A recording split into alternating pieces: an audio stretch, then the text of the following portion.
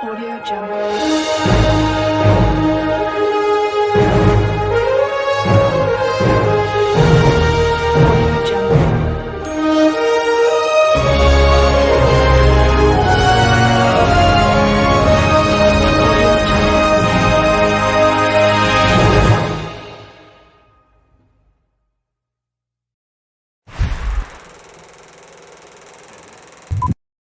One of the presidential aspirants in Nigeria.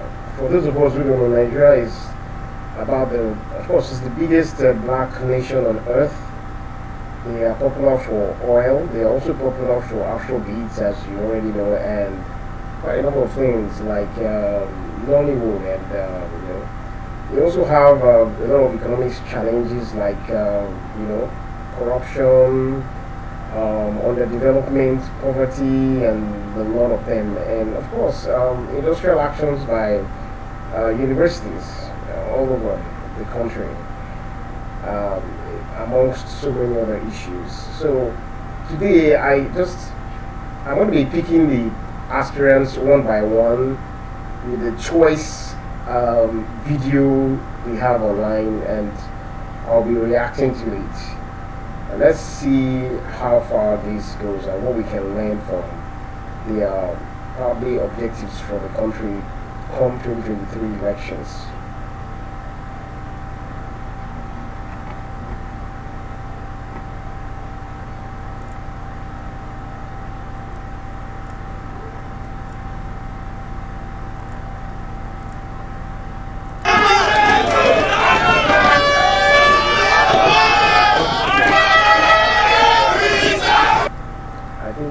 I can see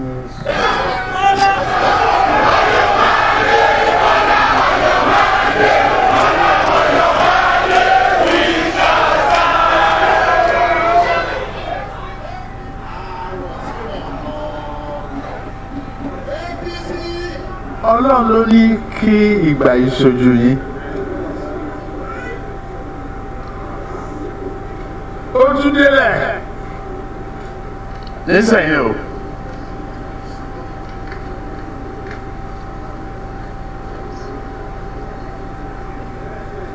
Àṣẹ o. Láti ìgbà tá a ti bẹ̀rẹ̀ lórí AD, AC, ACN, agbedori APC, oògùn ẹ̀fọ́rí.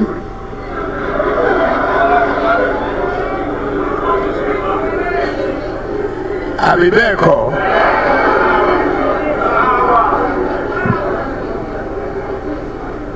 A fẹ́ ṣe é gbà yẹn.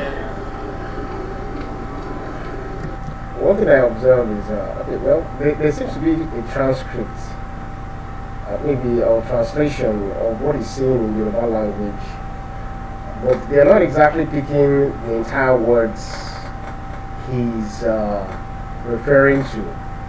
Perhaps they are just trying to pick the most important points he's making.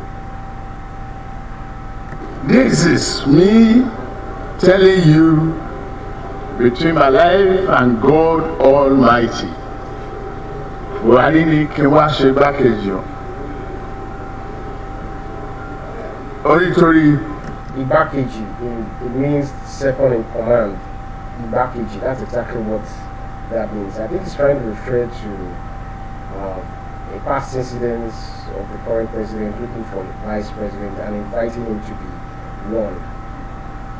àkọ́kọ́ tó ń jáde ó ń gbé fún ọ̀kadìgbò, flamboyant, fàájì loving, Catholic, pé wọn ò dìbò fóun. Ẹ̀ǹkejì ó ń gbé fún another Igbo, Umesi Òkè, tó jẹ́ speaker, wọ́n gbà lọ́wọ́ wọn ò dìbò fóun. Ó ní òun rí i pé tó bá lọ mú póòpù wá láti Rome, wọn ò ní dìbò fóun. But ìwọ Bọ́lá Tinubu, ó ní gómìnà mẹ́fà, ó tí ì lose election rí.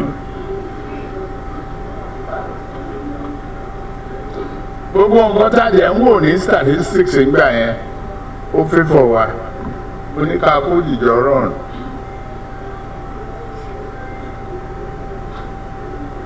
ní àti ìdí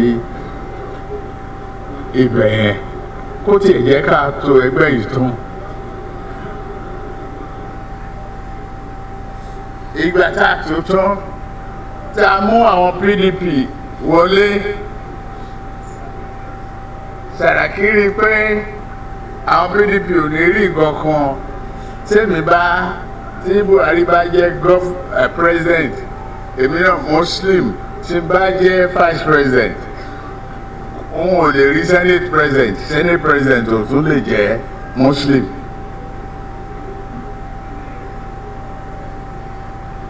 mo ṣe bẹ̀rẹ̀ sí campaign madaru ni ẹ wá mo léèyàn tó jẹ́ Christian màá mú un lẹ̀ ẹgbẹ́ yóò gbọ́dọ̀ fò àdè gbọ́dọ̀ fẹ́ bí n ṣe mú ẹni tó jọmọ yín sílẹ̀ nìyẹn.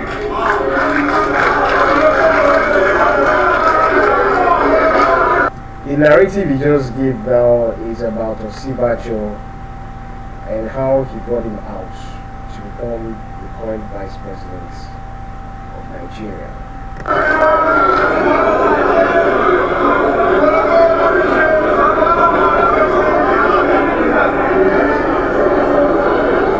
Ó tọrọ bẹ́ẹ̀ lẹ́gbọ́n yẹn orúkọ mẹ́ta náà ní kí n mú wá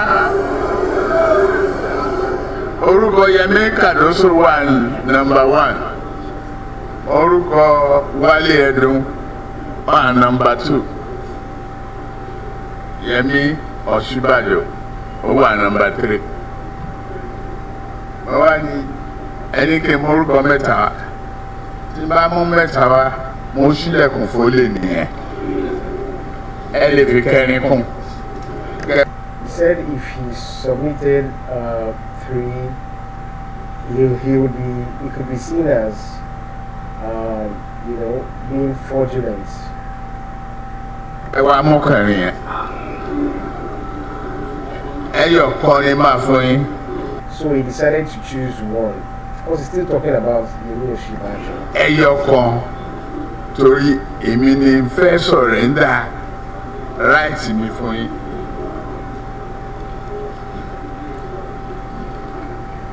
àwọn ulamas tó ń jẹ́ ògbóǹtagì àáfàá mùsùlùmí wọ́n wá bá mi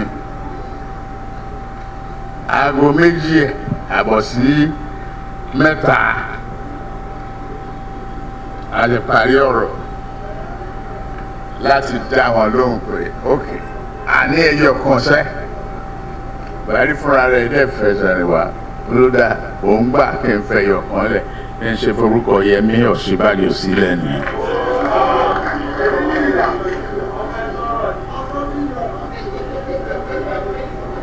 ó tọrọ ọbẹ̀ nìyẹn. ẹ tí gbọ́ lẹ́nu mi rí láti ibi kankan ibi níbi kan máa sọ yẹn. ipe kó má dàrú kó má bàjẹ́ orílẹ̀-èdè Yorùbá káàtì ẹ̀ lè débẹ̀ ká gòkè díẹ̀ ìjọ ta ti ń bàbọ̀. torí bẹ́ẹ̀ ń ṣiṣẹ́ ìsìn aṣọ dára wà ó kàn ní ó tásìkò ọ̀rọ̀ ojú orí tọ́ tó bá jẹ́ tìwé ni ó kàwé o.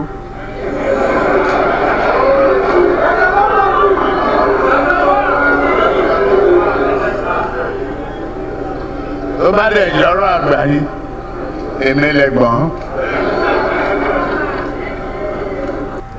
Right there he's saying he's the senior, but the inscription is reading I am experienced. It's different. They're two different things. That's why sometimes it's good to actually understand the language of the subject. You should understand it firsthand. The person making this interpretation, I don't know, it's a little bit offline, because he is saying, let me just briefly flip back. He's saying he's a senior brother. He's not the junior, but the inscription is saying he's experienced. Those are two different things.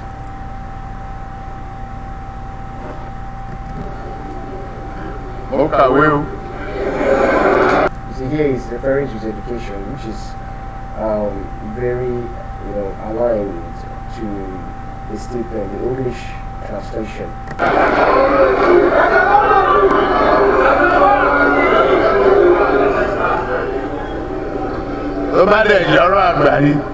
Now he's referring to being senior or superior, okay, not experienced. And that aspect was left out of his speech. He's trying to say when it comes to superiority, that's when it comes to seniority or being above, he's the elder or the senior.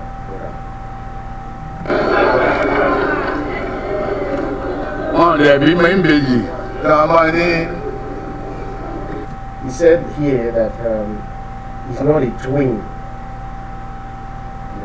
but there was no translation for that. He's still trying to speak on the same context, trying to refer to being a unique person that is above and that he doesn't have any rival.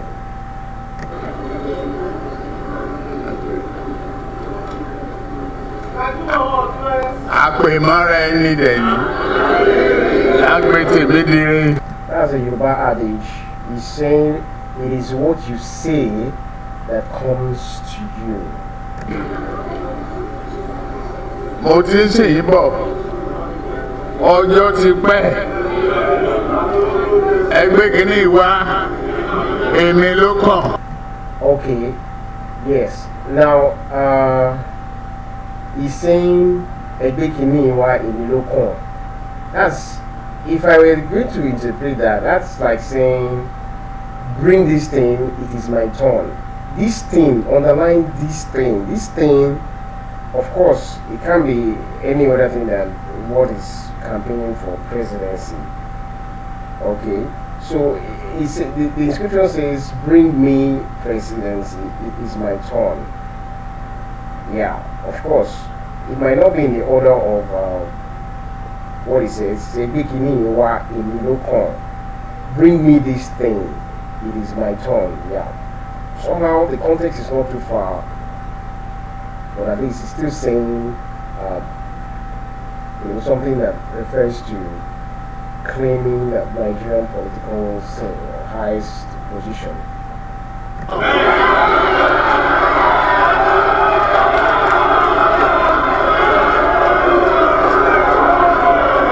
I wouldn't know if these guys are booing him or they are hailing him.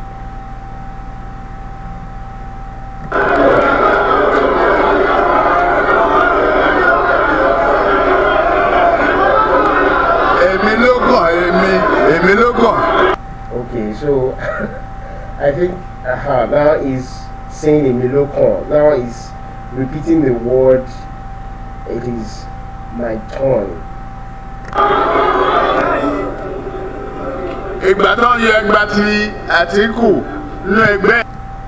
Okay.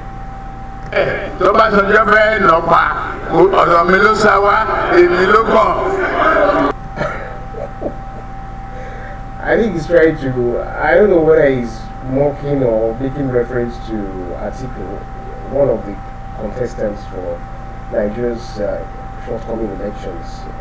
He's referring to him as scampering to him for safety, something that has to do with maybe an issue, a challenge he had during the days of Obasanjo. Mo fi ilẹ̀ fún ọyọ akéèti lórí ìbádùn ọ̀rọ̀ akẹ́kọ̀ọ́ ọ̀rọ̀ ọgbọ́n orí ni kiri lóru nìṣó ọgbẹ́ lórí ìbádùn síta.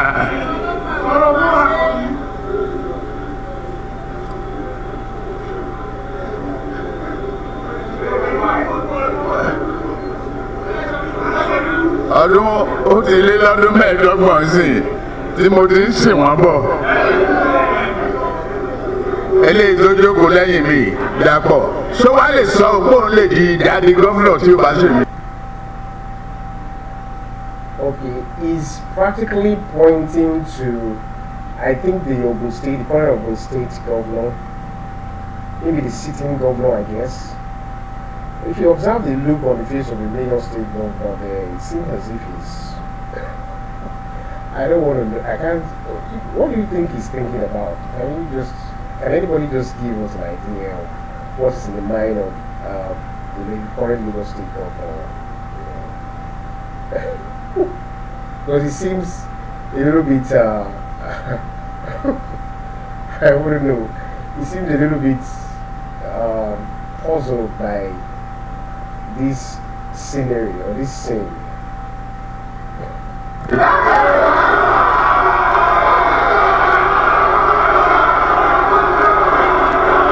And what's that? I don't know, that man chewing something, just seems to be chewing something. I don't know if you understand what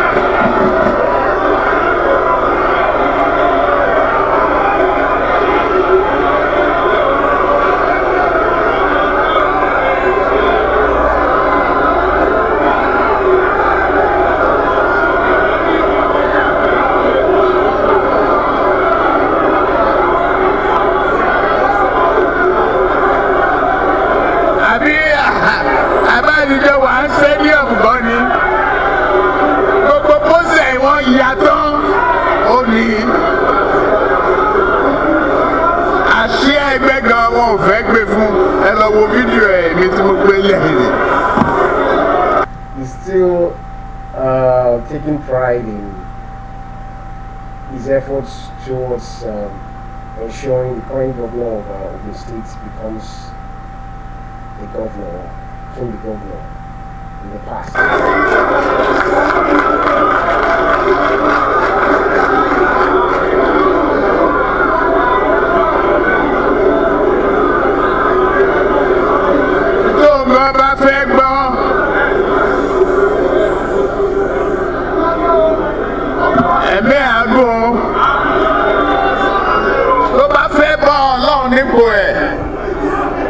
Mọ̀ pé wọn ò lè di gọ́fìnà láì ṣe iṣẹ́ Ọlọ́run àtẹ̀mí. Okay, now he's mentioning God for the first time after taking pride in about 2 or 3 instances. Well, let's go on.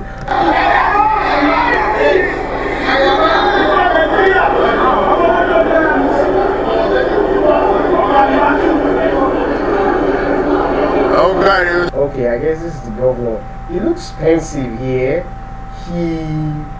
I don't know. What do you guys think is on his mind? Because I don't think this face looks happy with those statements. But I don't know. Leave your comments and let me know what you think, you guys.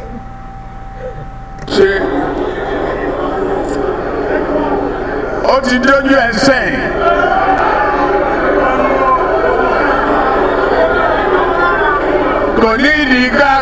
I mean, the facial expression there is mind-boggling. Let me just flip back there and see his facial expression. Àbájáde wà ń stadium gan ni. Gbogbo pósẹ̀ wọn yàtọ̀ ó ní. Àṣẹ ẹgbẹ́ gan wọn ò fẹ́ gbé fún ẹ lọ wo fídíò ẹ̀ mi tí mo gbé lẹ́yìn.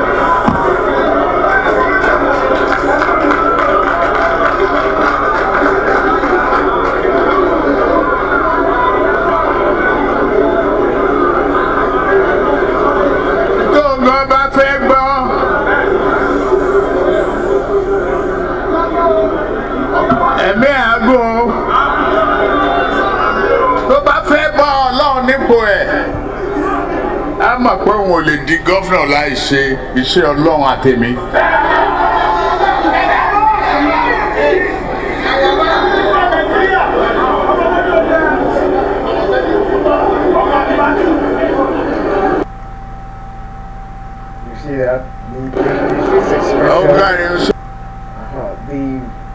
expression,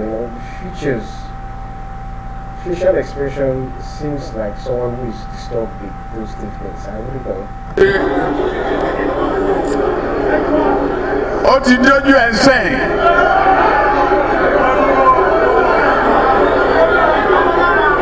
Kò ní ìdí ká kọrin Ògúndé Yorùbá sọ̀rọ̀ ẹ̀bẹ̀ ní bọ́ọ̀lù fàyàráyé gbá ó gbá wọn sísàlẹ̀ ó gbá wọn sódò. Ọ̀rọ̀ orin kọ́ ọ̀rọ̀ ẹ̀tọ́ ni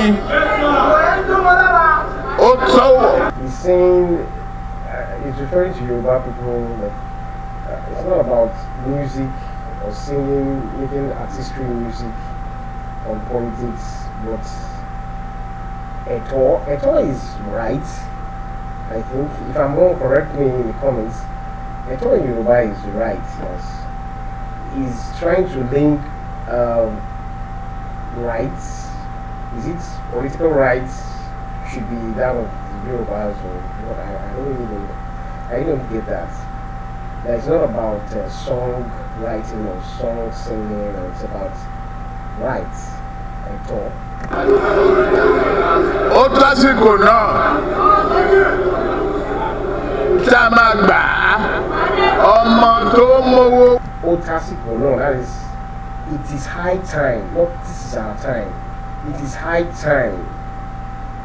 Wálé ni bàbá àti ìyá ẹ̀ máa yan rìn. Agbára yìí kò ń ṣe fún Òkè Ọya nìkan. Òkè Ọya. Well, I might be from the southwest, but there are some challenging Yoruba syntax that I'm not very good at. Òkè Ọya. Does anybody have an idea of what Òkè Ọya really is, as in contextually, as in from the root word of the Yoruba language? Is he actually referring to the north by saying Òkè Ọya? Are you saying that Òkè Ọya is north? Tí ò bá sí àwa èmi tí ń dúró wájú yìí tí ń lérí ogun. If not for him that was at the battlefront, that's what I think I can pick out of those words. Tẹ́lẹ̀ òkè Buhari nìṣó ká máa bá lọ.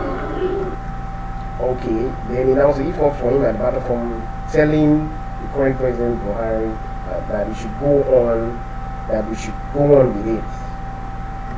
Well, I think that last transcription was like summarizing his efforts for the current president. Kò lè di president. Ó ṣe kìíní. Okay. Yeah. Olùlẹ̀. Ó ṣe kejì. Olùlẹ̀. Ó ṣe kẹta. Olùlẹ̀. I think this one is really precise, yes. It correlates with what he's saying orally. Ó jẹ́ sọ́kọ́ lórí tẹlifíṣàn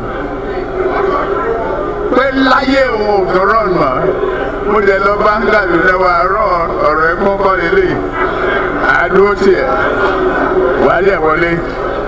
Nǹkan kan ní pé o ò ní fọ̀rọ̀ orílẹ̀-èdè Yorùbá ṣeré. Okay. You know, one thing about Nigerian politics is that it seems to be distracted by ethnic tribes, tribes and the likes. And I don't know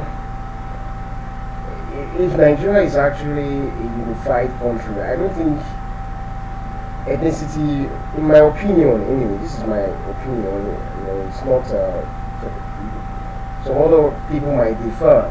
I don't think we should, I don't think Nigeria should be focused on ethnic tribes or interests. It should be a national, collective goal now, because everybody shares common currency, the same market. Virtually, you all look alike. If a Caucasian comes into Nigeria, it's conspicuous that this guy is European or Chinese ancestry. But when you see a black man or a black woman, the first thing that comes in your mind is Africa. No one cares to know whether you are Yoruba or Hausa or Igbo or Efik or Igala or Urobo or Ishekiri. I think the focus of Nigerian politics should have shifted away from Stone Age interests. That's just my opinion anyway. ó lè gbà àtijọ́ tó yẹ jí débẹ̀ mi ò gba mínísítà mi ò gba contract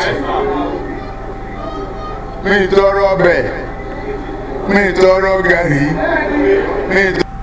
Now, here, I think he's trying to justify something, which is here to say now, or which is saying that he didn't solicit for any benefit for all the efforts he has put for the current president or administration in Nigeria. Tọrọ fúra lọ́wọ́ ẹ̀ bẹ́ẹ̀ ni ìyàwó ń bẹ̀ ó wá ní lọ́tẹ̀ yìí o Yorùbá ló kàn. Okay. Now, this is something new. He's saying it is the turn of the Yorubas. Now, Nigeria is made up of almost, I think it's over. I remember traveling down to Cross River State in 2015 for a project, an ICT project, and I was specially invited to oversee that project in the capital in Calabar. In Calabar, do you know that apart from the Effiks, you have the Ijagams, you have the Bekwe Arams, you have some other tribes that some people in Lagos don't even know about.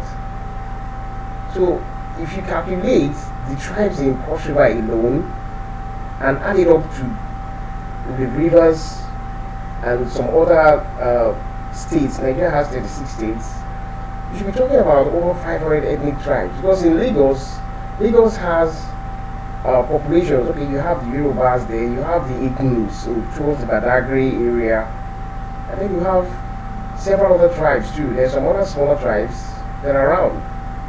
You know, so Nigeria is huge. Even the Yoruba tribe, they have ethnicities.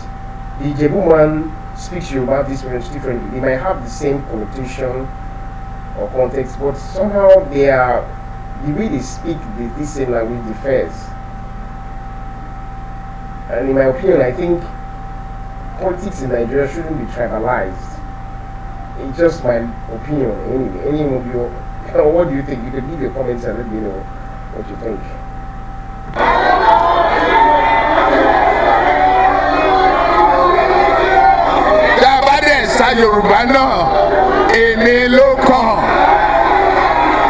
Okay, now he's now coming home that even in the midst of all the Yorubas, it is his turn rather. Or could you say it is right? I wouldn't know.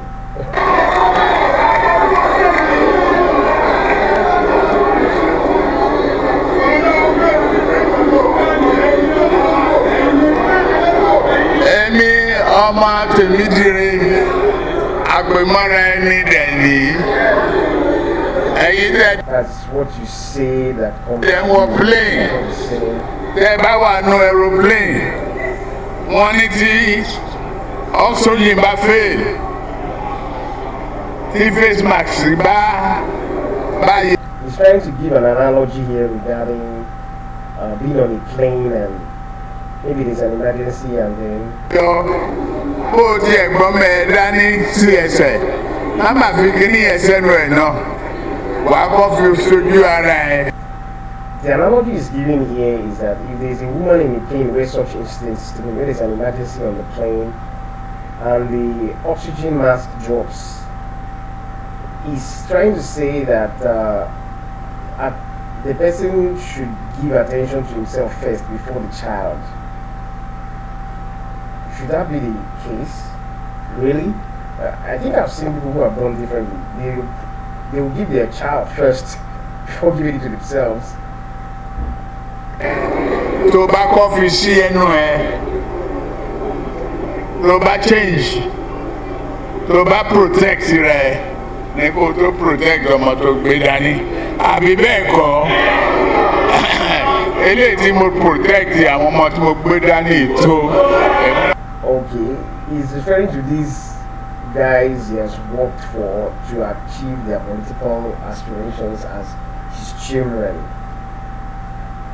Is that not embarrassing? I don't know. You guys should comment and let us know what you think. She present.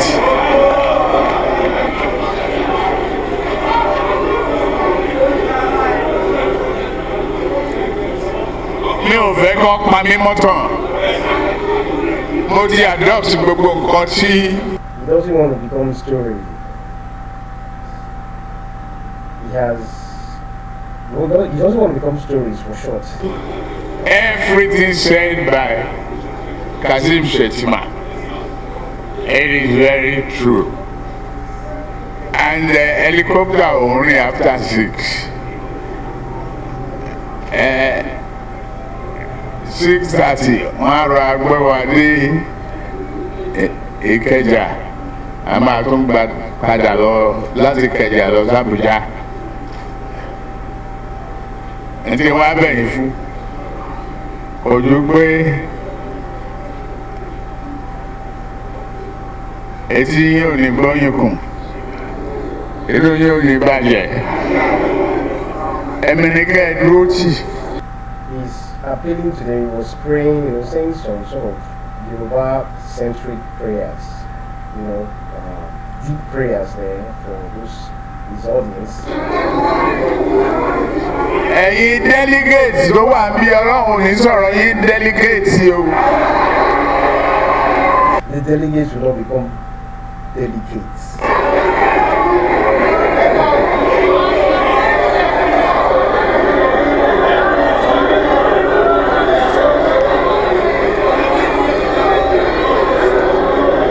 Ọlọ́run á gbọ́ ti yín o, á gbọ́dọ̀ àwọn ọmọ yín o, àwọn ọmọ yín náà wá jù wá lọ. Ẹ má fẹ́ gbò ìṣègbò lé o. Gbogbo wa lọ máa lé ẹ ṣé mo dúpẹ́ o, ìdọ̀bálẹ̀ nìyí o, ó dọ̀bálẹ̀ fún yín o. Okay, so I think that's the end of his speech. Wow. But in this like 10-15 minutes video, I didn't hear anything about Nigeria's problem. So, I mean, it's just all about his achievements and what he has done for people and all that. I expected more. Anyway, I was thinking there will be something that has to do with the ASU and the current industrial action by the universities, and then perhaps some intricate problems, core problems that has evaded political class or politics in Nigeria. What do you think? Do you think this is good or I don't know? Let me have your comments below. Till next time, cheers and all the best.